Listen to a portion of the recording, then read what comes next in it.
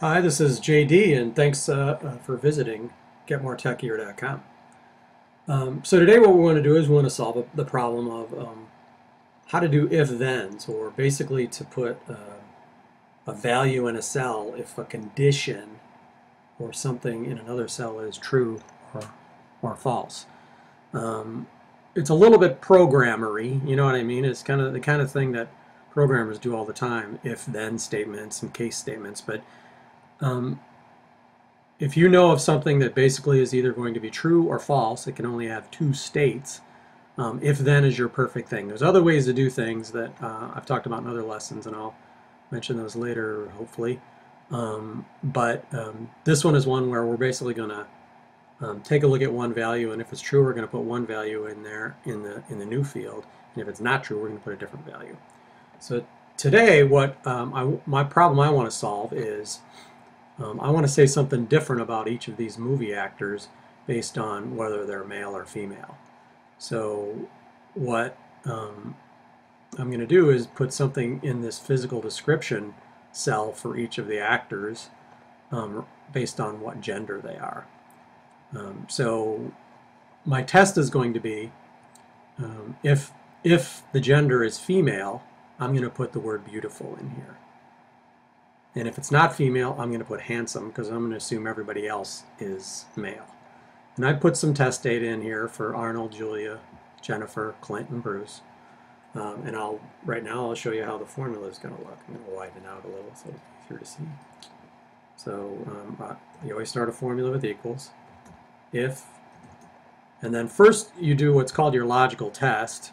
So what is it you want to be true or false? So what we're doing is we're looking at the C4 cell for Arnold anyway, and the C, all of the C cells for everybody basically.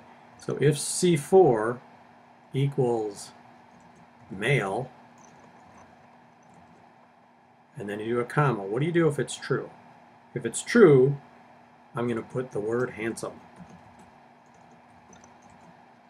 If it's false, value if false, I'm going to put beautiful.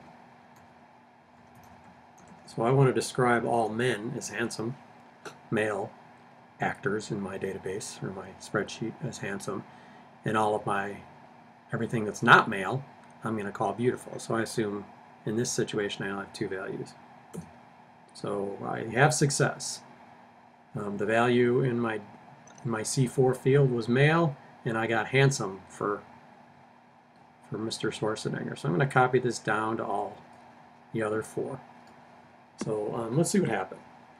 So Julia, even though I spelled female wrong, and I did it on purpose, you probably saw that right away, she still got the physical description as beautiful. So if you look at the formula in her cell, it's if C5 equals male, put handsome.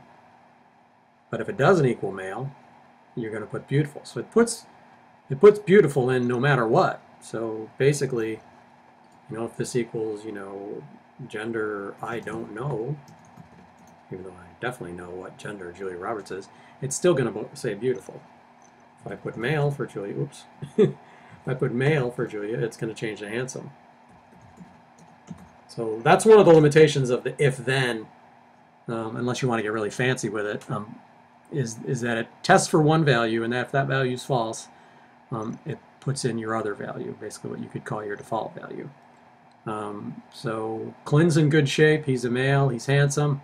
Bruce is not in good shape. He's null. He has no value there. So I think we need to make sure he's right and make sure he's handsome. So there you go. That's how if-then works in a simple format. I have another lesson I'm going to do on how to deal with statements when you have multiples. One thing people do is they nest these if-thens inside of, like, you see where beautiful is here. You actually would put another if in parentheses and test for that. So if female, you could say right in here, you could put if female, beautiful, and then else. You could say I don't know. So you could go nuts with this, but there are other ways to do things like that, which I'll show you in other lessons. So thanks again for visiting GetMoreTechHere.com. I'm JD, and have a good day.